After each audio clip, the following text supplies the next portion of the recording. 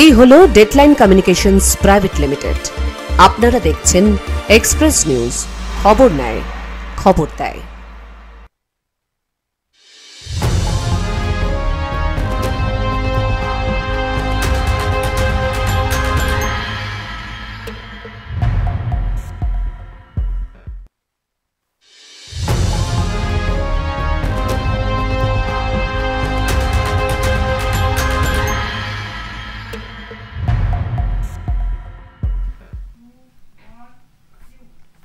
নমস্কার, আপনারা দেখছেন এক্সপ্রেস নিউজ চ্যানেলের বিশেষ সান্ধ্যকালীন অনুষ্ঠান এক্সপ্রেস অনলাইন। প্রত্যেক বুধবার ঠিক সন্ধ্যে 7টার সময় আমরা আপনাদের দরবারে এসে হাজির হই।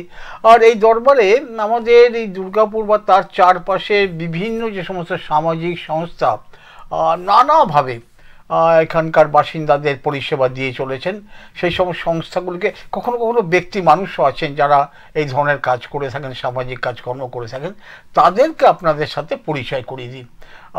কী কাজ তারা করছেন, কিভাবে করছেন। অনেক সময় হয় কি, হয়তো আমাদের দর্শকদের মধ্যে অনেকে আছেন যারা কিছু কিছু সামাজিক কাজে অংশ নিতে চান, কিন্তু ঠিক কোথায় এই কাজ হচ্ছে, কে করছে, কিভাবে করছে, এভাবে যোগাযোগ পান না। তো আমরা প্রত্যেক বুধবার সন্ধ্যেবেলা এই এক্সপ্রেস অনলাইন অনুষ্ঠানে এই ধরনের সমস্ত বিভিন্ন সংগঠনের সঙ্গে আলাপ পরিচয় করিয়ে দিই। কেউ হয়তো সাফাই কর্মচারীদের নিয়ে কাজ করছে, কেউ নারী উন্নয়ন নিয়ে কাজ করছে, কেউ গ্রামোন্নয়ন নিয়ে কাজ করছে, কেউ পরিবেশ নিয়ে কাজ করছেন, নানা জনে নানা, কেউ খেলাধুলার উন্নয়নে কাজ করছেন।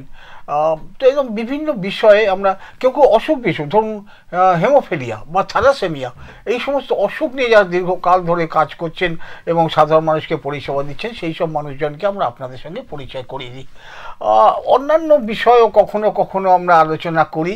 এটা নির্ভর করে অবশ্য আমাদের যারা দর্শকরা আছেন তাদের কোন কোন বিষয়ে আগ্রহ, কী জানতে চান তারা, সেই সব নিয়ে কথাবার্তা বলি। আর এটা আমরা জানিয়ে দিই এক সপ্তাহ আগেই, যাতে আমাদের দর্শকরা ইতিমধ্যে প্রশ্নগুলো পাঠান, আর সেই প্রশ্নগুলো নিয়েই আমরা যে অতিথিকে আমরা আমন্ত্রণ জানাই, সেই অতিথির সঙ্গে আমরা এই নিয়ে আলোচনা করি।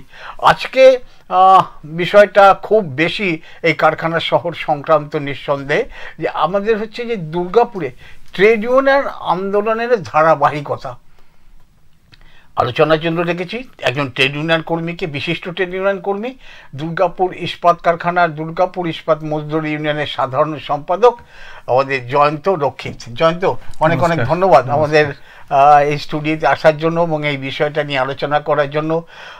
জয়ন্তর কথা একটু ব্যক্তিগতভাবে বলতে হবে, কারণ জয়ন্ত বলতে পারি সেই হিসাবে ট্রেড ইউনিয়ন কর্মী, পারিবারিকভাবেও জয়ন্তর বাবা এই অঞ্চলের 70-80 দশকে এখানকার কারখানার খুব পরিচিত ট্রেড ইউনিয়ন নেতা ছিলেন।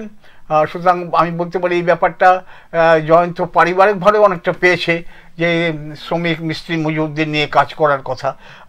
জয়ন্ত, আমি জানি না তুমি, তোমার বাবা যে ট্রেড ইউনিয়ন কর্মী হিসেবে কাজ করতেন, তার কিছু কি তুমি কি সেটা লক্ষ্য করেছো, দেখার সুযোগ পেয়েছো? হ্যাঁ, কিছু তো দেখেছি। মানে অ্যালয় স্টিল যখন একটা সময় বড় স্ট্রাইক হয়েছিল, সেই সময়ে তো বাবাদের বাবা যে ট্রেড ইউনিয়নটা করতো, সেই ট্রেড ইউনিয়নের ভূমিকা, কারখানা বাঁচানোর জন্য একটা চিন্তাভাবনা, সেটা কীভাবে একটা বড় ভূমিকা আমরা দেখতে পেয়েছিলাম আর কি।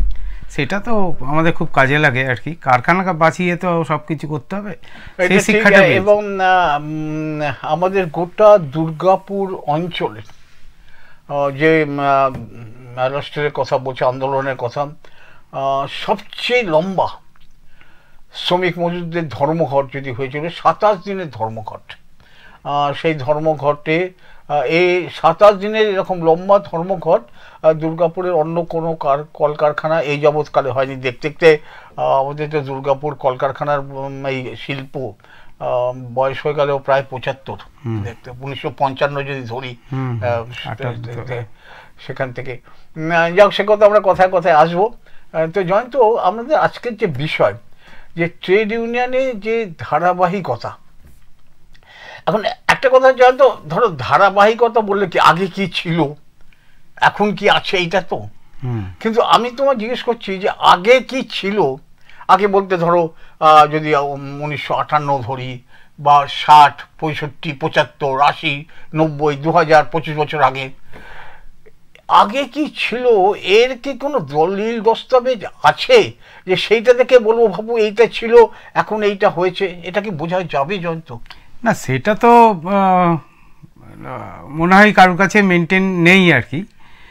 তবে আমরা যে সময় থেকে কারখানাতে জয়েন করেছি সেই সময় থেকে আমাদের তো বেশ কিছু কাগজপত্র তো আছেই, কেননা আমরা যখন NJCS মিটিং যেটা যেতাম দিল্লিতে ওই নেগোসিয়েশনের জন্য, তার তো কাগজপত্র তো আমরা মেনটেন করেছি, এগুলো তো ঠিক।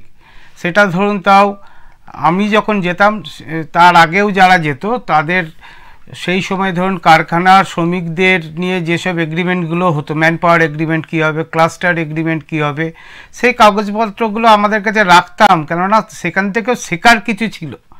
যার জন্য আমরা যারা ইন্টারেস্টেড ছিলাম আর কি ট্রেড ইউনিয়ন করব আগামী দিনে এই ভাবনাটাকে রেখে, হ্যাঁ, তারা 90s পর থেকে আমাদের ওই কাগজপত্র নিশ্চয়ই আমাদের কাছে আছে, এটা তো অস্বীকার করে না। এবং বর্তমান সময় তো এখন আমরা যেহেতু কর্মজীবনের মধ্যে আছি, আমাদের এগুলো রাখা থাকে, এটা তো রাখি আর কি। মানে তার আগের 58-এ কারখানা শুরু হয়েছে, 58 থেকে 90s অবধি, 90 সাল অবধি না, নেই, এটা অস্বীকার করে না, কাগজপত্র নেই কিছু। কারণ এটা না থাকলে অসুবিধা হচ্ছে, এই যে তুমি একটু আগে উল্লেখ করলে না যে ধরো অ্যালয় স্টিলস প্ল্যান্টে 27 দিন ব্যাপী ধর্মঘট হয়েছিল। এখন আজকের যারা কারখানা কাজ করছেন, আজকে তোমরা যারা ট্রেড ইউনিয়নের নেতৃত্ব দিচ্ছ বা যারা ট্রেড ইউনিয়ন কর্মী হিসাবে সাধারণভাবে কাজকর্ম করছে, এই যে ইতিহাসটা, ধরো যে কোনো ট্রেড ইউনিয়নের কর্মীর কাছে আমি এই ধারাবাহিকতা কেন বলছি যে কারখানা কী কী আন্দোলন হয়েছে তার যে ইতিহাসটুকু না জানলে তো কাজ আমরা সবসময় বলি ইতিহাস তো আমাদের শেখায় অনেক কিছু, অনেক কিছু শেখায়। তো এই যে 7 দিনের আন্দোলন হয়েছিল, ধর্মঘট কেন হয়েছিল, কারা এর পক্ষে ছিল, কারা বিপক্ষে ছিল, কেন বিপক্ষে ছিল, সেই সময়কার কোনো কাগজপত্র, লিফলেট বা ইত্যাদি কিছু আছে কিনা, এটা যদি না থাকে আমি যে কাজ করা খুব মুশকিল হয়ে যায়। তো সেই জন্য বলছি, আমি জিজ্ঞেস করছি যে আমরা আলোচনাটা বিষয়ে আসবো ধারাবাহিকতার ক্ষেত্রে। তোমাদের ইউনিয়ন তুমি যেন বললে যে আমরা সেই হিসাবে একটা ডকুমেন্টেশন যেটাকে বলি আমরা, নির্দিষ্টভাবে ডকুমেন্টেশন, যে ধরো তোমাদের কথা তোমাদের ধরো 25 বছর পূর্তি হবে যখন ইউনিয়ন, তখন আমরা একটা বই বের করতে পারবে কিনা যে এই 25 বছরে আমরা এই এই দাবি সনদ পেশ করেছিলাম, এই এই লিফলেট দিয়েছিলাম, এই এই লোকেরা আমাদের সঙ্গে ছিল, এই কাজ আমরা করেছি ইত্যাদি, পারবে কিনা, সেটা হচ্ছে খুব জরুরি। যদি এই ইতিহাসটা না থাকে পরবর্তী ক্ষেত্রে, কারণ আমি তোমার পারিবারিক পরিচয় দিয়ে আলোচনায় আসছি, সেটা একটা খুব জরুরি ব্যাপার হয়। তো তোমাদের ইউনিয়ন কি এই কাজটা করছে? আমি যেটা বলতে চাইছি আপনাকে, 2009 সালের পরবর্তী সময় থেকে আজকের দিন অবধি এই কাগজগুলো মেনটেন হয়। তার পূর্ববর্তী যে ধরুন তৃণমূল ট্রেড ইউনিয়ন 2009 সাল থেকে দুর্গাপুর স্টিল প্ল্যান্টে শুরু হয়েছে। তার আগে যে আমরা INTUC ইউনিয়নের একসাথে যারা করতাম, সেই রিলেটেড কাগজ নিশ্চয়ই আছে, আমাদের কাছেও আছে, যারা আমরা ইন্টারেস্টেড ছিলাম ট্রেড ইউনিয়নের তাদের কাছে আছে। তখন সেই সময় 90 সালে কি ক্লাস্টার এগ্রিমেন্ট হয়েছিল সেটা আছে, তারপরে পরবর্তী সময় ওইটাকে আবার কি রিভিউ হয়ে আবার কিভাবে চেঞ্জ হলো সেটা আছে, ম্যান পাওয়ার এগ্রিমেন্ট ডিপার্টমেন্ট ধরে ধরে যেগুলো হতো সেইগুলো আমাদের কাছে আছে।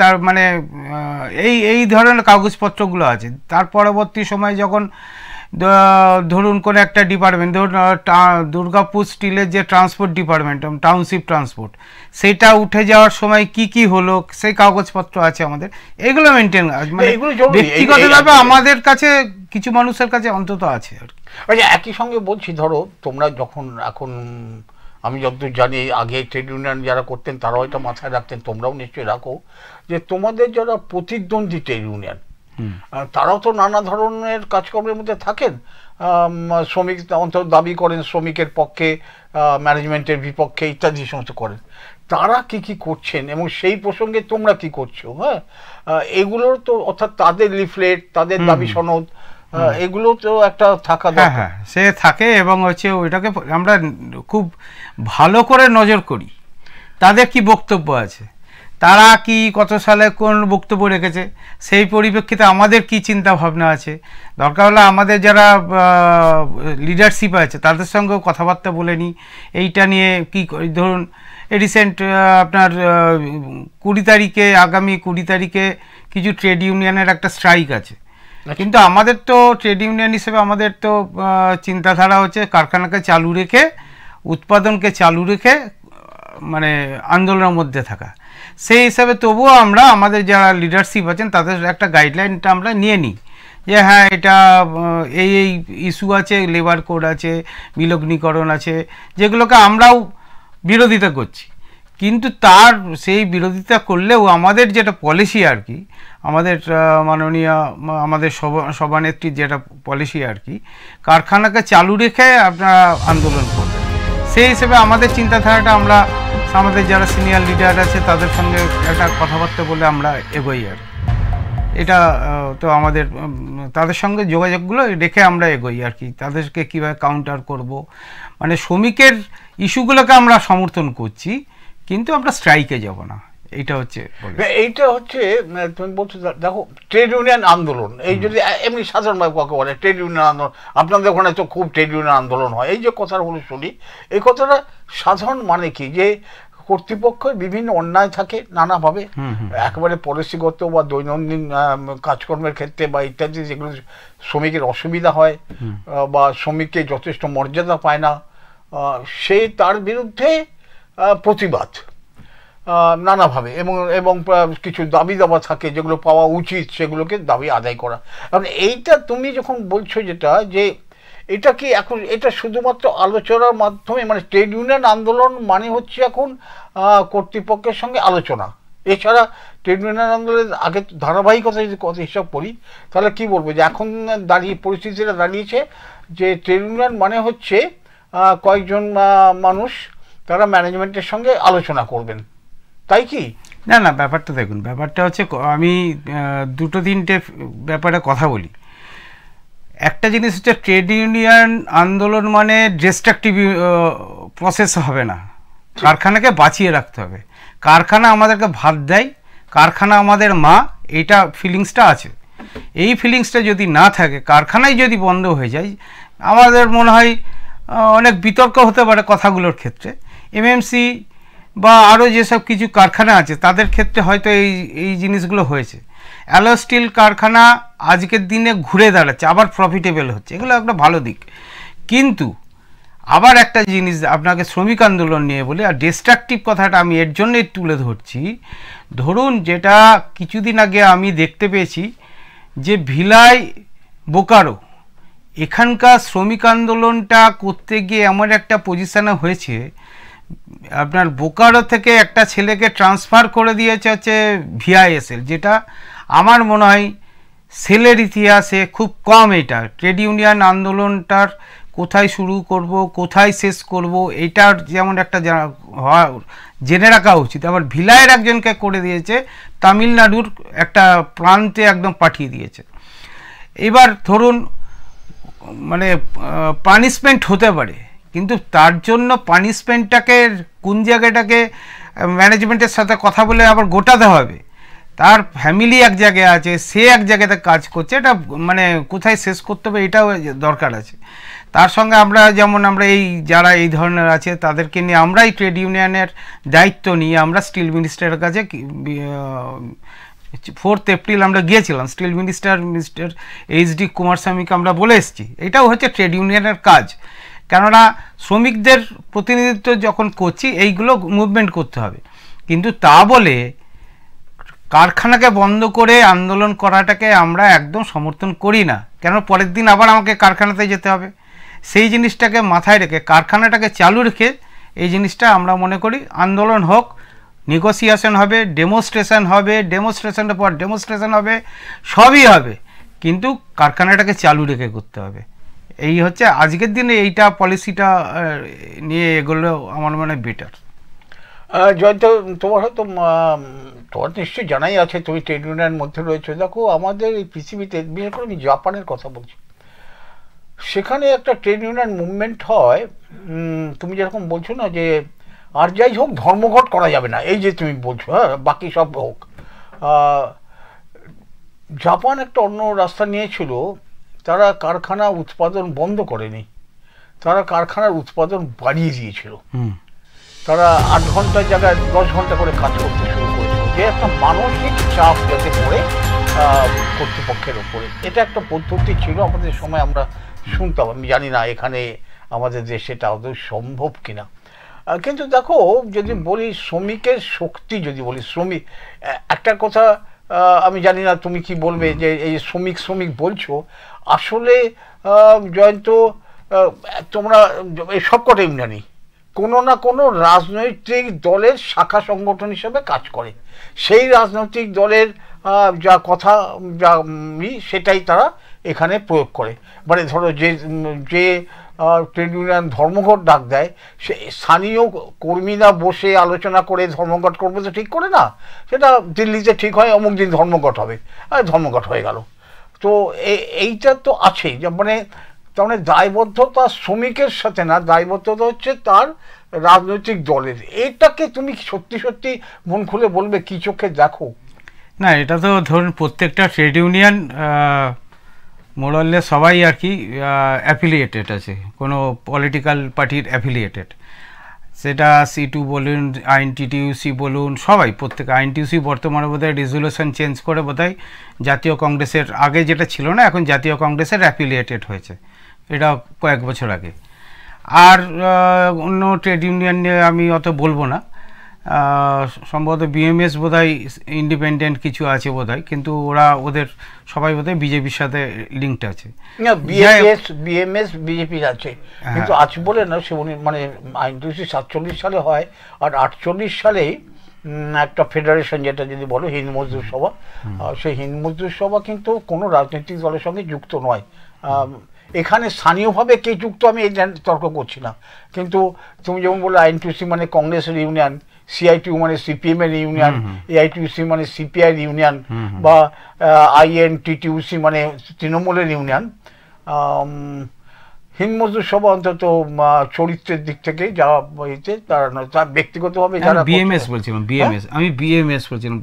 হ্যাঁ, BMS তো বিজেপির দলের, ওটার মধ্যে কোনো মানে তর্কাতর্কে কিছু নেই, BMS ওটার মধ্যে করে। কিন্তু আমি এর ফলে হয় কি, এখন এই ট্রেড ইউনিয়ন কর্মীরা আন্দোলন করবে কি, তারা হচ্ছে তাদের দলটা যাতে ভোটে যেতে সেই দিকে বরাবর নজর রাখে।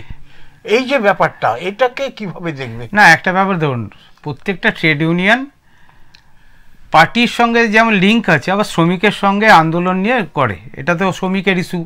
ধরুন কারুর কোনো একটা আমার দাবি যেটা ডাইরেক্টলি শ্রমিকের সঙ্গে, আমাদের যখন ওয়েজ নেগোসিয়েশন, আমাদের যা বেসিক অ্যামিনিটিসগুলো নিয়ে, আমাদের ওখানে পার্কস বাড়াতে হবে, এইগুলোকে নিয়ে তো শ্রমিককে নিয়েই তো হবে। এইখানে তো মানে পার্টির ডাইরেক্টলি কোনো ইনভলভমেন্ট খুব একটা নেই। এরা ওইটা হচ্ছে শ্রমিক সংগঠন হিসাবে আমরা আলোচনা করে আমাদের ওটা ঠিক হয় যে কীভাবে করব। সেখানে ধরুন বিভিন্ন ট্রেড ইউনিয়ন বিভিন্ন লাইনে করতে পারে, কিন্তু আমাদের যেটা বলছি সেটা হচ্ছে যে হ্যাঁ, ওটা তো মানে ডিফারেন্স অফ ওপিনিয়ন হচ্ছে কীভাবে কি প্রসেসটা হবে, কিন্তু ইস্যু নিয়ে কোনো অসুবিধা নেই। কেন ধরুন আজকের দিনে বিলগ্নীকরণের এগেনস্টে প্রত্যেকটা ট্রেড ইউনিয়ন আছে, লেবার কোডের এগেনস্টে প্রত্যেকটা ট্রেড ইউনিয়ন আছে, কারখানাকে বাঁচানোর জন্য মডার্নাইজেশন নিয়ে আসার জন্য প্রত্যেকটা ট্রেড ইউনিয়ন আছে। এই জায়গাগুলোতে কোনো ডিফারেন্স নেই। ডিফারেন্স হচ্ছে যে আপনি যখন যদি কোনো সময় মানে ওই স্ট্রাইকের কথাটা বললাম, স্ট্রাইকের ইস্যু নিয়ে আমাদের কোনো ডিফারেন্স নেই, কিন্তু ওইটাকে আমরা যেমন মনে করি স্ট্রাইক হচ্ছে সর্বশেষ অস্ত্র। সেখানে স্ট্রাইক করলে একটা দিনের যে রুটি রুজি দোলন এই জায়গাটা যে ধাক্কা খায় বা কারখানা যে অনেকটা পিছিয়ে যায়, সেইটাকে মেকআপ দিতে অনেক অসুবিধা। তার জন্য আমাদের এটা সিস্টেমটাই হচ্ছে যে বিভিন্ন ট্রেড ইউনিয়ন আন্দোলন করে শ্রমিকের ইস্যুকে নিয়েই, কিন্তু কারখানাকে বাঁচিয়ে রাখাটা হচ্ছে আমাদের দায়িত্ব আর কি। না তাহলে জয়ন্ত, আজকে আমাদের যে আলোচনার বিষয় যে দুর্গাপুরের ট্রেড ইউনিয়ন আন্দোলনের ধারাবাহিকতা, আমরা কি তাহলে এইভাবে একটা সিদ্ধান্তের কথা নয়, আলোচনার মধ্যে দিয়ে এটা বলতে পারি যে এককালে যা ছিল ট্রেড ইউনিয়ন আমরা সেই ধারাবাহিকতা রাখছি না। এককালে আমরা আন্দোলন, নানা রকমের ধর্মঘট বা অন্যান্য করেছি, কিন্তু এখন সেই ধারাবাহিকতা, এখন নতুন পদ্ধতিতে আমাদের ট্রেড ইউনিয়ন আন্দোলন শুরু করেছি, এভাবে বলতে পারি। একদম একদম। আমি আপনাকে বলছি, যেমন ধরুন অ্যালো স্টিল কারখানাকে বিলগ্নীকরণের যে চিন্তাভাবনা কেন্দ্রের সরকার যে করেছিল, অ্যালো স্টিল, সালেম স্টিল এবং ভিআইএসএল, অ্যালো স্টিল কারখানার গেটে তৃণমূলের তরফ থেকে 87 দিনের অবস্থান হয়েছে, কিন্তু প্রোডাকশনটাকে চালু রেখে কোনো ওয়ার্কারকে বলা হয়নি আপনারা এখানে আসুন, আপনার 8 ঘন্টা ডিউটি করার পরে আপনি এখানে অবস্থান আসতে পারেন, কিন্তু কারখানাকে চালু রেখে। এবং এই 87 দিনের অবস্থান আন্দোলনের ফলে যারা এটা একটা সময় বলেছিল আমরা ওইটা কিনবো, অ্যালো স্টিলটা দেখতে যাব, তারা পিছিয়ে যেতে বাধ্য হয়েছিল। এটা একটা মুভমেন্টের একটা তারিকার একদম একটা বড় মুভমেন্ট। 87 দিন ধরে 24 আওয়ার্স আমরা ওখানে বসে আছি। এইটা কিন্তু আমার মনে হয় ট্রেড ইউনিয়ন আন্দোলনের একটা বড় মাত্রা ছিল এটা। একই জিনিস হচ্ছে, আমরা কোনো জায়গার, সে প্রাইভেট সেক্টর বলুন বা সে গ্রাফাইটস বলুন কি পিএসিবিএল বলুন, ডিপিএল বলুন, সব জায়গাতে আমরা বলি যে প্রাইভেট সেক্টরকেও আরও ভালো করার জন্য ওখানে ইনভেস্টমেন্ট করতে হবে। সেম দুর্গাপুর স্টিল, আমরা যেহেতু দুর্গাপুর নিয়ে আলোচনা করছি, আমাদের কথা হচ্ছে দুর্গাপুর স্টিল প্ল্যান্টকে, অ্যালো স্টিল প্ল্যান্টকে আরও বেশি ইনভেস্টমেন্ট করতে হবে। এইটাও শ্রমিক আন্দোলনের একটা রাস্তা। আমি শুধু কারখানার কাছে, ম্যানেজমেন্টের কাছে আমি আমারটা ডিমান্ড করব, কারখানা নিয়ে বলুন, কারখানাকে মডার্নাইজড করুন, আরও মডার্নাইজড মেশিন নিয়ে আসুন, আরও এক্সপানশান করুন। অ্যালো স্টিলকে বাঁচানোর জন্য আজকে যদি অ্যালো স্টিল প্রফিটেবল হয়েছে, দুর্গাপুর টাউনশিপ ভালো হবে। এখানে যদি একটা বড় এক্সপানশন হয়, দুর্গাপুর টাউনশিপটা ভালো হবে। আমরা বলি কি, আমরা যেটা বলছিলাম, আমি কিছুদিন আগে আমরা গিয়েছিলাম, আমার মাননীয় সাংসদ, আমাদের অল ইন্ডিয়া এনটিটিসির প্রেসিডেন্ট দোলা সেনের নেতৃত্বে এইচডি কুমারস্বামীর কাছে, স্টিল মিনিস্টারের কাছে আমরা ওখানে বলেছি দুর্গাপুরে ইনভেস্টমেন্ট করতে হবে, এক্সপানশন করতে হবে, অ্যালো স্টিলকে বাঁচাতে হবে। এইটার কারণ হচ্ছে, নাহলে শ্রমিকরা থাকবে না, শ্রমিক পরিবারগুলো কোয়ার্টার যারা নিয়েছে তারাও তো আস্তে আস্তে দেখবে লাইট জ্বলছে না, রাস্তাঘাট খারাপ হয়ে যাচ্ছে, এই জায়গাটা চলে যাবে।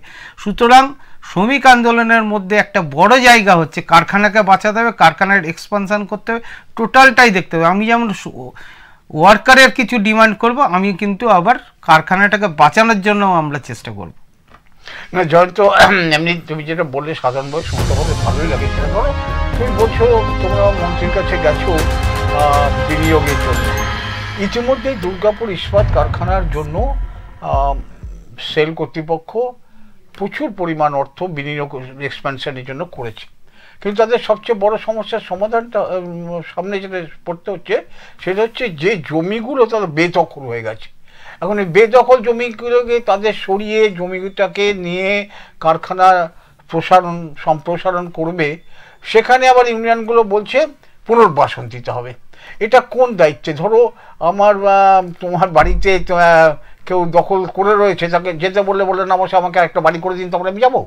তো এই ধরনের যে কথা বলা হয়, হয়তো ওই রাজনৈতিক দল থাকে ভোট, এই লোকগুলো কাকে ভোট দেয়, আমি যদি বলি যে না ওদের সরিয়ে দাও, ওরা বেদখল করেছে, বেআইনি কাজ করছে, অন্যায় করছে। এখন ট্রেড ইউনিয়ন কি অন্যায়ের বিরুদ্ধে থাকবে, না ট্রেড ইউনিয়ন বিবেচনা করবে ওই রাজনৈতিক দলের মতো যে যারা ভোট দেয় তাদের পাশে আছি, তারা দোষ করুক, অন্যায় করুক, যাই করুক, আমি তাদের পাশে আছি, কারণ তা নাহলে তার বিরুদ্ধে ভোট পাই? এটা জয়ন্ত কিভাবে দেখছো তোমরা? একটা হচ্ছে যে এক্সপানশন তো করতেই হবে, এক্সপানশন করা নিয়ে স্থানীয় মানুষের সাথে কথা বলতে হবে। এক্সপানশনটা করতে গিয়ে জোর করে মানুষকে সরিয়ে দেওয়াটা আমাদের পলিসি না। কিভাবে আপনি সরে যান, এটা বলে সরে যাবে না, আমি বলি আপনার এক্সপেনশন করার জন্য স্থানীয় স্তরে এবং উপরের লেভেলে যেসব প্রশাসনিক স্তরে নিশ্চয়ই কথা বলে এগোতে হবে।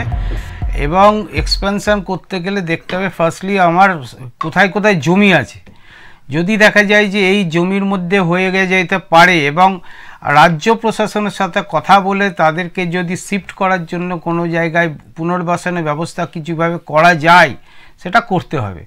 কেননা আমরা সবাই ইনভেস্টমেন্ট চাই, আবার এখানকার মানুষগুলোকে রাস্তায় বসিয়ে দেবো এটাও আমাদের পলিসি না।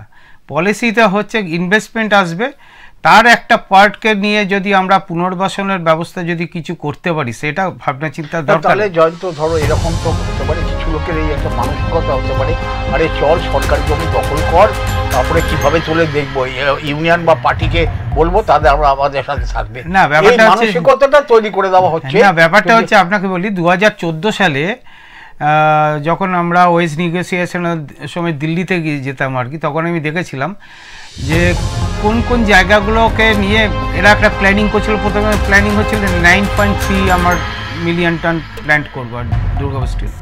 সেক্ষেত্রে তারা একটা দুর্গাপুর মিউনিসিপ্যাল কর্পোরেশনের সাথে কথা বলে আইডেন্টিফাই করছিল কোন কোন জমিগুলো লাগতে পারে, এবং সেক্ষেত্রে আমরা দেখতে পেয়েছিলাম যে আর সবথেকে একটা মাঝখানে কিছুদিন আগে যে ডিসপুট হচ্ছিল যে বাউন্ডারি করতে দেবো না এরকম একটা স্থানীয় মানুষদের থেকে একটা বিরোধিতা চলছিল।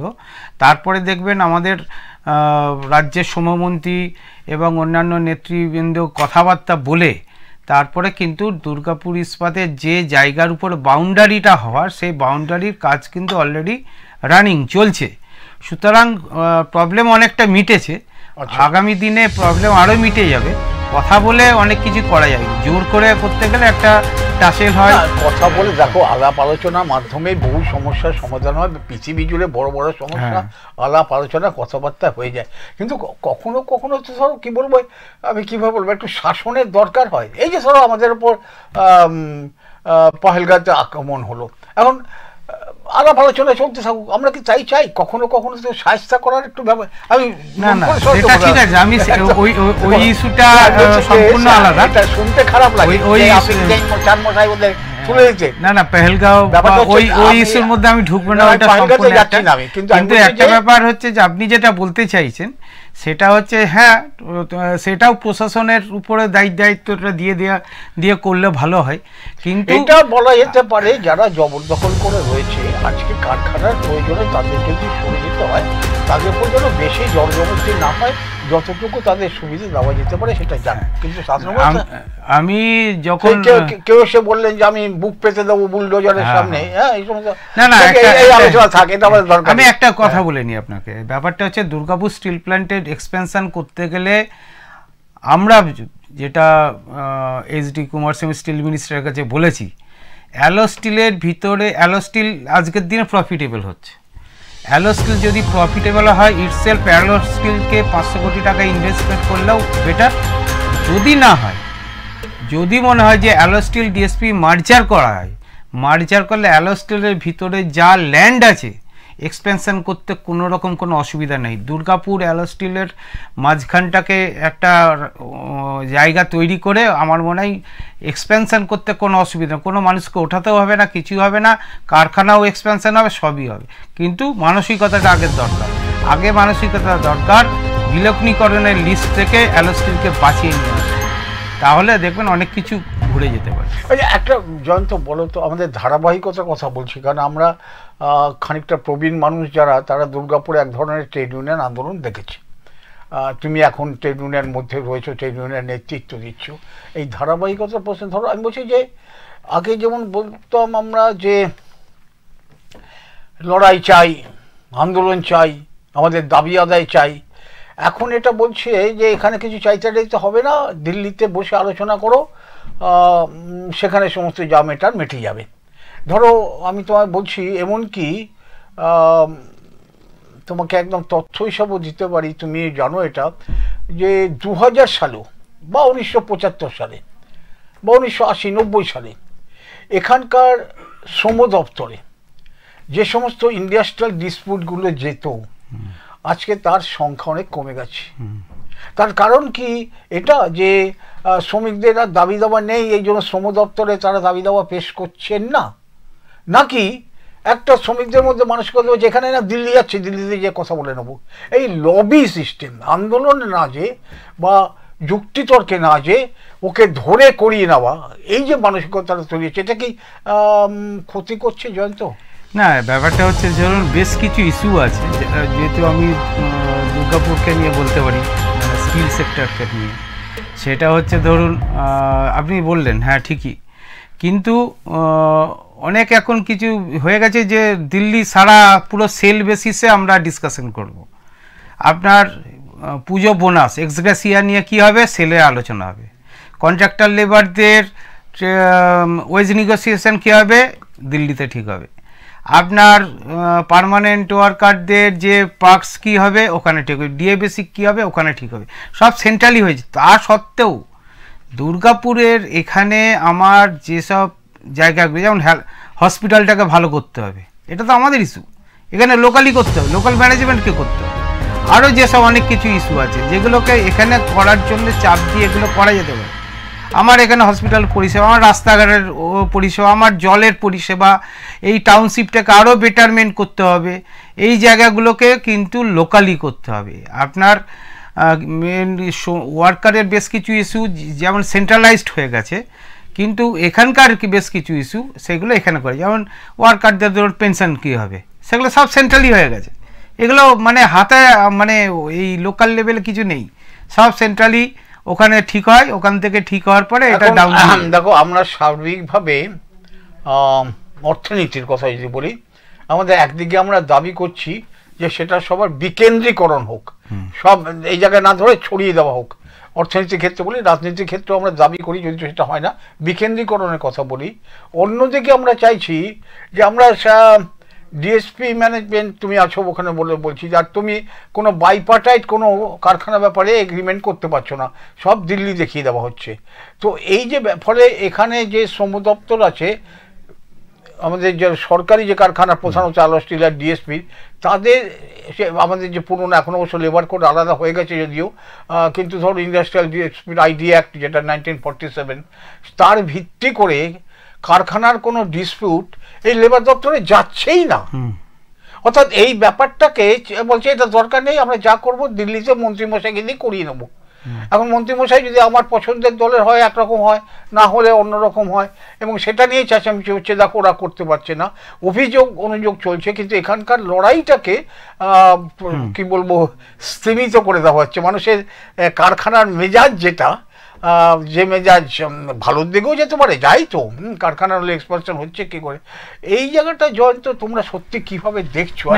এটা অস্বীকার করার নেই আপনার কথাগুলো, এটা শ্রমিকদের মধ্যেও এটা একটা ফিলিংস আছে, অস্বীকার করার নেই যে কারখানার ওখানেই যদি সব কিছু হয় তাহলে এখানে কি হচ্ছে। এটা সত্যিকারে আপনার ফিলিংসটাকে আমি অনার দিচ্ছি। কিন্তু এটা ধরুন সিস্টেমের মধ্যে যদি হয়ে গিয়ে থাকে, এবং হচ্ছে যে যারা সেন্ট্রাল ট্রেড ইউনিয়নগুলো রয়েছে তারা যদি এইটাতে এই সিস্টেমের মধ্যে সহমত পোষণ করে, আমরা তো আমাদের তাহলে কিছু করার থাকে না। ব্যাপারটা হচ্ছে ধরুন ওখানে 4-5-4টে যে ট্রেড ইউনিয়ন রয়েছে, সেন্ট্রাল ট্রেড ইউনিয়ন, তারা এইগুলো ডিসিশন মেকিং করে ওখানে সেন্ট্রালি করে নিচ্ছে। আপনি বলুন না, দুর্গাপুরের কন্ট্রাক্টর লেবারের ওয়েজ নেগোসিয়েশন তো মানে কতটা টাকা বাড়বে সেটা ঠিক হচ্ছে কোথায় না সেন্ট্রালে। এটা তো আমার এখানে হওয়া উচিত, কিন্তু কিছু করার নেই। মানে এইগুলো হচ্ছে সিস্টেমের মধ্যে। এইটা দেখো, আমরা তুমি অন্য একটা বিষয় তুললে, এটা খুব গুরুত্বপূর্ণ বিষয়, এটা তোমার সঙ্গে আমি জানতে চাইবো, আমাদের দর্শকরা জানতে চাইবেন।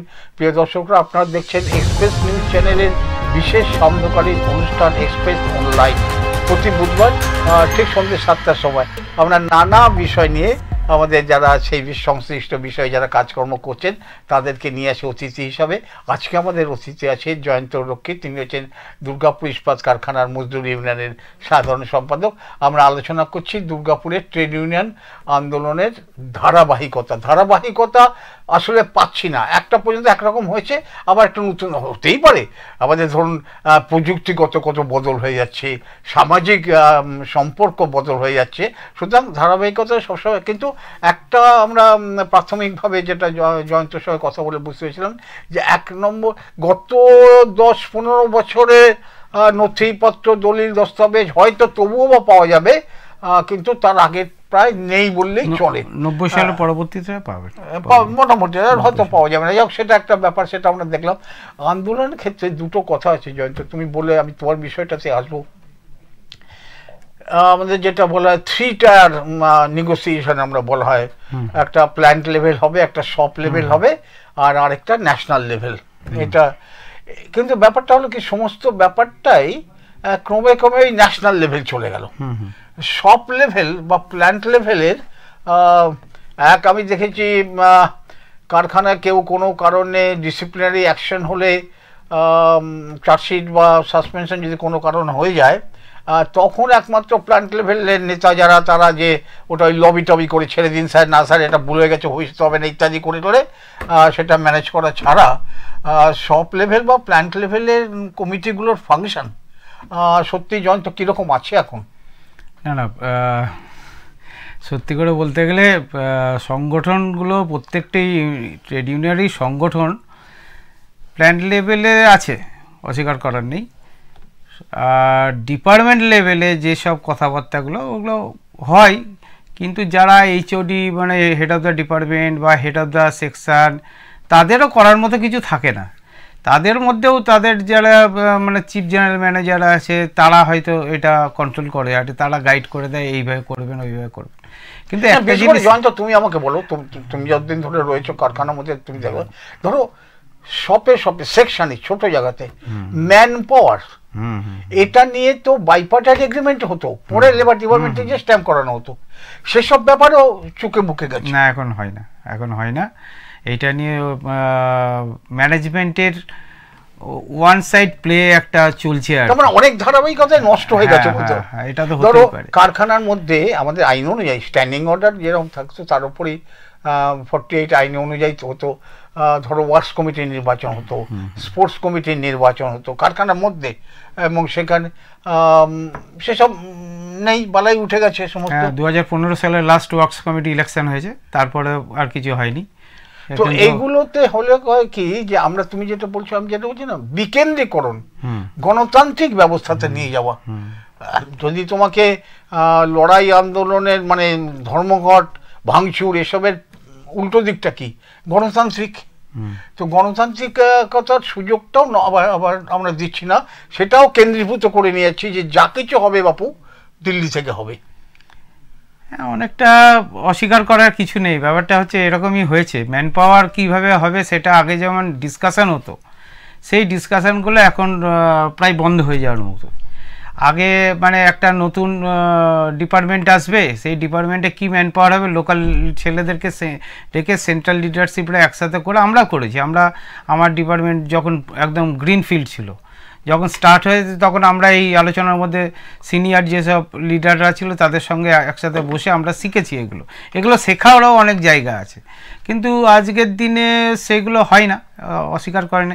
একটা ডিপার্টমেন্টে বোনাস কত হবে, ইনসেন্টিভ বোনাস, সেটাও আগে আলোচনা করে হতো, কিন্তু বর্তমানে এইটা বলতে পারেন হ্যাঁ একটা চেঞ্জেস, ট্রেড ইউনিয়ন আন্দোলনের একটা বড় চেঞ্জ হয়ে গেছে, বদল হয়েছে।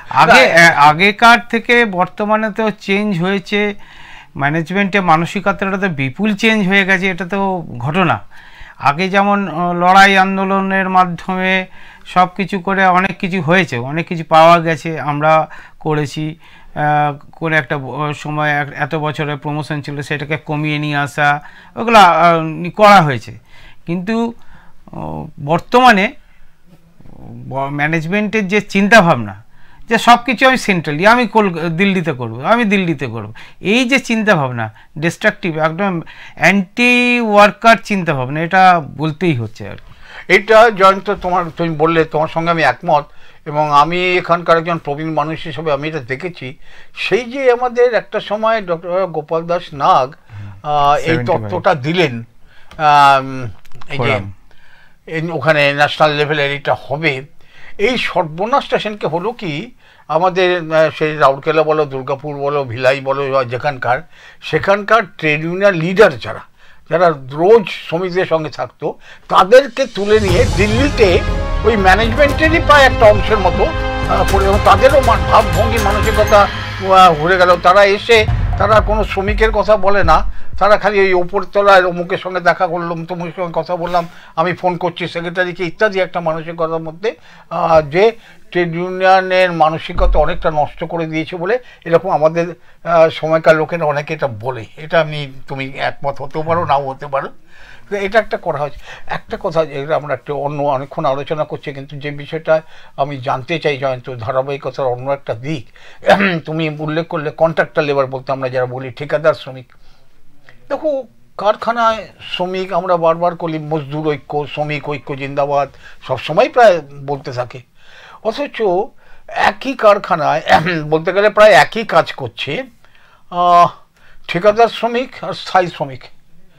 তারা পরস্পর নিজেদেরকে, তাদের মধ্যে কোনো সখ্যতা হচ্ছে না, কোনো বন্ধুত্ব হচ্ছে না, এবং আমি স্থায়ী একটুখানি আলাদা করে এক জায়গায় বসছে না, এক জায়গায় রেস্টরুম না, তাদের ক্যান্টিনে একসাথে বসে খাচ্ছে না। এই যে মানসিকতা তৈরি হচ্ছে, এই এক সর্বনাশের জায়গায় এটা দুর্গাপুরের এই ধারাবাহিকতাটা কিন্তু নষ্ট হয়ে, তুমি এটাকে কিভাবে দেখো যে শ্রমিক অন্য তার চেয়ে কম বেতন পায়, এইটুকু বলা যেতে পারে, তাদের প্রতি এটা কি ঠিক শ্রমিক ঐক্যের চেহারা জয়ন্ত? না, আপনি যেটা বললেন এটা 5 বছর আগের ঘটনা বা 3 বছর আগের ঘটনা। বর্তমানে কিন্তু একসাথে কাজ করব না এই জায়গাটা নেই। আচ্ছা, কাজের ক্ষেত্রে আস্তে আস্তে অনেক চেঞ্জ হয়েছে। আমি অ্যালো স্টিলেও বলছি, অনেক মানে পার্মানেন্ট জবের ওখানে কন্ট্রাকচুয়াল ওয়ার্কাররা শিফট চালাচ্ছে। একজন কন্ট্রাকচুয়াল ইউনিয়ন, একজন কন্ট্রাকচুয়াল লেবার, একজন পার্মানেন্ট লেবার একসাথে শিফট চালাচ্ছে। অনেক ক্ষেত্রে আছে।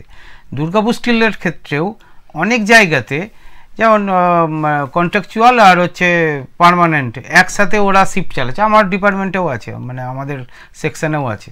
কিন্তু সেই জন্যই বলছি অনেকটা চেঞ্জ হয়েছে। আগে যেটা ছিল কাজ করবো না ওদের সাথে, কারণ আমি একটা সময় ভিলাইতে গিয়েছিলাম এইগুলো দেখতে, আর কি পাঠানো হয়েছিল। তা ভিলাইতে গিয়ে আমি দেখেছিলাম, হ্যাঁ ওখানে যা আপনার 22,000 বোধহয় তখন ছিল কন্ট্রাকচুয়াল ওয়ার্কার, আর 26,000 ছিল আপনার পার্মানেন্ট ওয়ার্কার। তারা কিন্তু কম্বাইন্ড করেই কাজ করছিল, আমি নিজে থেকে এসেছিলাম। যাই হোক, পরবর্তী সময় আস্তে আস্তে হলেও, খুব স্লোলি হলেও কিন্তু আস্তে আস্তে এটা হচ্ছে, এটা চেঞ্জ হয়েছে। যাক, এটা একটা ভালো দিক একসাথে হচ্ছে। কিন্তু আমি যত ধরো সরাসরি যদি জিজ্ঞেস করি জয়ন্ত, ধরো বিভিন্ন শপে যে শ্রমিকদের বিশ্রামের যে জায়গা থাকে আমরা বলি, সেখানে স্থায়ী শ্রমিক এবং ঠিকাদার শ্রমিক তারা একসাথে একই রেস্টরুমে বসছে না বলবো না, হয়তো বিক্ষিপ্ত জায়গায় হচ্ছে, মানে আলাদা আলাদা করেই রাখা হচ্ছে। এই মানসিকতাটা এটা মন খারাপের কথা, তোমার কিন্তু অভিযোগ না? না, অভিযোগ না। ব্যাপারটা হচ্ছে এখন অনেক জায়গাতেই আছে, মানে সেইগুলো কিছু কিছু জায়গাগুলো ধরুন এই এরিয়া একটা বড় ডিপার্টমেন্টের এই এরিয়া আমরা কন্ট্রাকচুয়াল ওয়ার্কারকে দিয়ে দিচ্ছি, তাদের জন্য রেস্টরুম আছে, তাদের জন্য জলের ব্যবস্থা আছে, তাদের জন্য লাইটের ব্যবস্থা আছে। একই কাজ করছে কিন্তু একই রেস্টরুমে বসছে না। কিছু ক্ষেত্রে বসছে, কিছু ক্ষেত্রে বসছে না, অস্বীকার করেন না, কিন্তু কিছু ক্ষেত্রে বসছে। হ্যাঁ বসছে, অনেক জায়গাতেই বসছে, অনেক জায়গায়। একটা বলছি, ধরো তোমাকে জিজ্ঞেস করছি তোমাদের কিভাবে কাজ করো তোমরা। ধরো ঠিকাদার কর্মীদের একটা আলাদা ট্রেড ইউনিয়ন আছে, আর তোমাদের স্থায়ী কর্মীদের জন্য আলাদা ট্রেড ইউনিয়ন আছে। এখন ঠিকাদার কর্মীদের দৈনন্দিন খালি বেতন বৃদ্ধি বলে তো ব্যাপার না, অনেক সুবিধা বা ইত্যাদি, বা তাদের থাকার ব্যবস্থা, তাদের কোয়ার্টার, বা তাদের ছেলেপেলেদের শিক্ষা ইত্যাদি নানা ব্যাপার সব আছে। সেইগুলোতে তোমরা যারা স্থায়ী কর্মীদের ট্রেড ইউনিয়ন করো, কতটা তাদের সমর্থন জানাও তোমরা? না, ব্যাপারটা হচ্ছে কর্মক্ষেত্রে তাদেরকে যদি কেউ কোনো রকম হ্যারাসমেন্ট করে ম্যানেজমেন্টের, তাদের ম্যানেজমেন্টের বিরুদ্ধে বলার জন্য আমাদের প্রত্যেকটা স্থায়ী লোকেদের মানসিকতা আছে এবং আমরা বলি। এবার আপনি যেগুলো বলছেন তাদের ছেলে মেয়েদের মানে কোন স্কুল বা এই ব্যাপারগুলো হচ্ছে অনেকটা ব্যক্তিগত পর্যায়ে চলে যায়। তারা যদি কেউ আমাদেরকে কোনোভাবে বলে, সেগুলো ব্যক্তিগতভাবে আলাদা করে দেখা হয়, কালেকটিভলি এটা হয় না। এটা তাদের ট্রেড ইউনিয়নটা আলাদা আছে, তারা যদি নিজেরাই ক্যাপেবল হয় তারা করতে করে।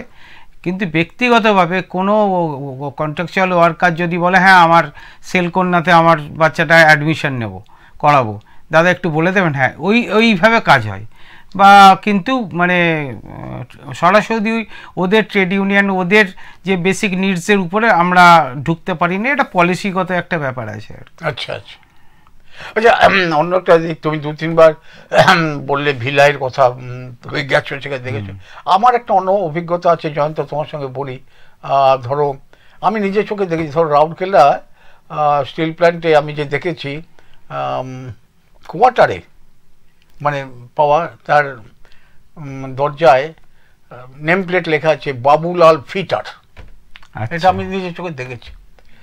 আমি ভিলাইতে দেখেছি এই জিনিস, জামশেদপুরে তো অনেক আছে, ভিলাইতেও দেখেছি রিটায়ার্ড ম্যাশন, অর্থাৎ ডেজিগনেশনটা, তার যে নামটা মানে নামের পিছনে আমি ফিটার, আমি রিটায়ার্ড ম্যাশন, এই যে গৌরবটা আমি বলবো যে তার পরিচয় দিক থেকে আমার দুর্গাপুরে কেন জানি না এই পরিচয়টাতে আমি সাধারণভাবে কথাবার্তা বলে দেখেছি, সত্যি মিথ্যে সত্যি নাও হতে পারে, তোমার অভিজ্ঞতা সেই জন্যই জানতে চাইছি। আমাদের দুর্গাপুরের কারখানাগুলোর শ্রমিকেরা তারা কি নিজেদের এই পরিচয়টা দিতে একটু সংকোচ বোধ করে? না, ব্যাপারটা হচ্ছে যে এইটা সম্ভবত 96-এর আগে হবে, 95-6 ওই সময়ে নতুন আমাদের যখন গ্রিনফিল্ড এলো, দুর্গাপুর স্টিল প্ল্যান্টে SMS-এর ইউনিট বা আদার্স কিছু মিলস এলো যখন হলো, তখন থেকে এই সিস্টেমটা উঠে গেল, মাল্টি স্কিলের চলে গেল, মানে টেকনিশিয়ান মানে মাল্টি স্কিল হবে, সিনিয়র টেকনিশিয়ান হবে। তখন একটা ছেলে যে ওয়েল্ডার আছে সে ওয়েল্ডিং শুধু করে যাবে, ওয়েল্ডিংয়ের জবের পরে সে অন্য কোনো জব করবো, আমি ফিটিং করব না বা আমি অন্য কোনো কাজ করব না, এই জিনিসটা নেই। ওই সিস্টেমটা চেঞ্জ হয়ে তুমি ভাই মাল্টি স্কিল, তোমাকে এইটাও করতে হবে ওইটাও করতে হবে। তোমার মানে 8 ঘন্টা আগে যেটা হয়তো ওয়েল্ডার যে ছিল তার হয়তো সারাদিনের যে কাজের যতটা টাইম দিত, তার থেকে আজকের দিনে ওয়ার্কারদের কিন্তু পার ডে 8 ঘন্টার মধ্যে ডিউটি মানে কাজের এটা টাইমটা অনেকটা বেড়ে গেছে। সুতরাং সেজন্য বর্তমানে কোনো ডেজিগনেশন নেই, ফিটার বলুন বা ইলেকট্রিশিয়ান বলুন বা মেশিন বলে কোনো কিছু নেই। একটা লোকের তোমাকে বিভিন্ন ক্যাটাগরি কাজ করতে ধরো যত আমাদের সময় কমে যাচ্ছে, তোমার সঙ্গে আবার একদিন বসবো আমরা। তুমি এই বিষয়টা একটু সামান্য খালি এইটুকু বলে দিতে চাই। ধরো এই কিছুদিন আগে ভারত সরকার একটা তারা করলেন স্কিল ডেভেলপমেন্টের উপর ট্রেনিং কোর্স করতে বললো সবাইকে, এবং স্কিল ডেভেলপমেন্ট কি এবারে crane operator technician, physiotherapist technician, pharmacist technician, steel মেল্টের সঙ্গে পোড়ার টেকনিশিয়ান, অ্যান্ড সবাই টেকনিশিয়ান। এখন টেকনিশিয়ানের স্কিল কিভাবে ডেভেলপমেন্ট হবে? এখন এইটা হচ্ছে এই যে তুমি ঠিকই বলেছো 96-তে এই যে করা হলো যে কারো কোনো ট্রেড থাকবে না, ট্রেডটাকে যদি বাইরে করে দিই তাহলে কিসের ট্রেড ইউনিয়ন হবে? টেকনিশিয়ান নাম দিয়ে আসলে সবাইকে একটু ভদ্রলোক করে দেওয়া হচ্ছে। কারণ আমরা তো এখনও নিজের পরিচয়, এই ভাই আপনি কি কাজ করেন, হ্যাঁ বলে আমি ক্রেন অপারেটর, কেউ বলবে না। এই মানসিকতাটা তৈরি হয়নি, যেটা আমি কিন্তু জামশেদপুরে, তুমি ভিলাইয়ের কথা বলছিলে, ভিলাইতে বা রাউরকেলা তার কোনো অসুবিধা নেই, হ্যাঁ, এবং তার বাড়িতে পরিবারও বলছে যে কোথায় গেছে ও তো ওয়েল্ডার হয় না, उसको काम है जाने पड़ता है। তো আমার পরিবারকে কিন্তু ওই কাজ করে চাকরি করে এটা বলবে, কিন্তু ওয়েল্ডার আছে বলবে। এই মানসিকতাটা আমার মনে হয়েছে সত্যি নাও না। আজকের দিনে আপনার আমি বলি ক্রেন অপারেটরটা আছে, ইলেকট্রিশিয়ান, সেই ইলেকট্রিশিয়ান তাকে বিভিন্ন ধরনের ইলেকট্রিক্যাল কাজ করতে হবে, মেকানিক্যাল, যে ওয়েল্ডার আছে তাকে ফিটিংও করতে হবে, সবই করতে হবে, ব্রাঞ্চ বলে নেই, সে মেকানিক্যালের মধ্যে টোটালটার মধ্যে আছে। যে অপারেটর সে অপারেশনে রয়েছে। এইভাবে মানে 4টে ক্যাটাগরি এইভাবে। কিন্তু পার্টিকুলার যে আপনি বলছেন যেভাবে যে মেশিন বা ফিটিং বা ওয়েল্ডার এই ক্যাটাগরি নেই, এটা মাল্টি স্কিলের কথা বলছেন। আর যেটা আরেকটা যেটা বললেন আপনি যে মাল্টি স্কিলের যে ডেভেলপমেন্টের ব্যাপারে, এটা ধরুন আমাদের রাজ্য সরকার বা কেন্দ্রীয় সরকার যারাই বলুন, সবাই মিলে এখন যে ITI-গুলো তৈরি করেছে, যে নিউ জেনারেশনের ছেলেরা দুর্গাপুরে আসছে, তারা ট্রেনিং নিচ্ছে একদম জব অন ট্রেনিং নিচ্ছে, ট্রেনিং নিয়ে তারপরে যাচ্ছে। তাদের জব গ্যারান্টি নেই এখানে, কিন্তু তারা 1 বছরের জন্য ট্রেনিংটা নিচ্ছে, জব সম্বন্ধে জানছে, কি ধরনের কাজ হয় এগুলো জানছে। কিন্তু বাদবাকিটা যেটা আপনি বললেন ওই সিস্টেমটা বর্তমানে নেই। এটা দেখো আমাদের শেষ করতে হবে, তবু আরেকটুখানি ধরে রাখি, পরে একদিন আলোচনা করবো। জয়ন্ত, ধরো তুমি আইটিআইয়ের কথা বললে, ধরো কারখানাতেও ধরো যারা অ্যাপ্রেন্টিস থাকতো, এখন অ্যাপ্রেন্টিসে এখন কি ট্রেনিং দেওয়া হবে? তাকে ইলেকট্রিশিয়ানের ট্রেনিং দেওয়া হবে, না ওয়েল্ডারের ট্রেনিং দেওয়া হবে, না ক্রেন অপারেটরের ট্রেনিং দেওয়া হবে, না ফার্মাসিস্টের ট্রেনিং দেওয়া হবে? সবাই টেকনিশিয়ান। এখন এটা যদি নির্দিষ্ট না থাকে, নির্দিষ্ট একদম যে ইলেকট্রিক্যাল ট্রেডটা নিয়ে আইটিআই করবে, না সরি, চ্যানেল অফ প্রমোশন থাকে আমাদের। হ্যাঁ, তো যাই হোক, এইসব যে ইলেকট্রিক্যাল ট্রেডে আছে, যে সময় কমে যাচ্ছে, যে ইলেকট্রিক্যাল ট্রেডে আছে সেই ইলেকট্রিক্যালেরই ট্রেনিং নেয়। এখন দুটো আর প্রশ্ন আছে। ধরো কর্তৃপক্ষের তো দায়িত্ব আছেই শ্রমিকদের ভালো মন্দ সবের দিক থেকে, তোমাদের ইউনিয়ন থেকে ভাবনা চিন্তার দিক থেকে, তোমাদের দিক থেকে শ্রমিক পরিবারগুলোর বেটার লিভিং, সাধারণভাবে দাবি পেশ করা, তাদের জন্য আরও সুযোগ সুবিধা করে দেওয়া, এটা ছাড়া আলাদাভাবে তাদের গান বাজনা, তাদের খেলাধুলা, তাদের সামাজিক কাজকর্মের দিকে যোগ দেওয়া ইত্যাদি ব্যাপারে তোমাদের ইউনিয়ন থেকে তোমাদের যারা সদস্য তাদের সঙ্গে তোমরা কোনো কিছু কাজকর্ম এইভাবে করো যে কারখানার কাজ ছাড়া সমাজে। হ্যাঁ, ব্যাপারটা হচ্ছে যে খুব সংক্ষেপে করতে হবে, আমরা এক্ষুনি শেষ করবো। ঠিক আছে, মানে এগুলো ধরুন অনেক ইন্ডিভিজুয়াল ক্যারিকুলাম, তো তাদের সন্তানরা যদি কেউ এইদিকে কাজ মানে গান বাজনা, নাচে বা স্পোর্টসে কেউ যদি থাকে, তাদের সঙ্গে আমরা মানসিকভাবে থাকি। তাদেরকে যদি কোনোভাবে হেল্প করার থাকে বা এই এরিয়ারও যদি কেউ থাকে, তাদেরকে আমরা আমাদের দিক থেকে সাহায্য করা। একদম। প্রিয় দর্শকরা, আমরা আজকে আলোচনা করছিলাম আমাদের ট্রেড ইউনিয়ন কর্মী জয়ন্ত রক্ষিতের সঙ্গে। আমাদের সময় হাতে একদম নেই, আবার দরকার হলে কোনো আরেকদিন জয়ন্তের সঙ্গে এসে কথা বলবো। আপনারা আমাদের সঙ্গে থাকবেন, ভুলে যাবেন না প্রত্যেক বুধবার ঠিক সন্ধ্যে 7টায়। সামনের বুধবার আমরা আলোচনা করব টেবিল টেনিস খেলা নিয়ে। আমাদের সঙ্গে থাকবেন ধীরেশ ব্যানার্জি। অনেক অনেক ধন্যবাদ জয়ন্ত আমাদের সাথে থাকার জন্য। আবার অন্য কোনো দিন একসাথে এসে কথা বলবো। নমস্কার।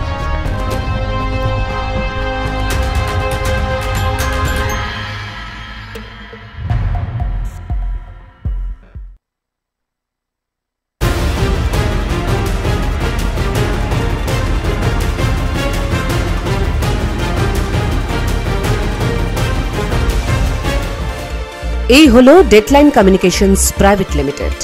আপনারা দেখছেন এক্সপ্রেস নিউজ, খবর নেয়, খবর দেয়।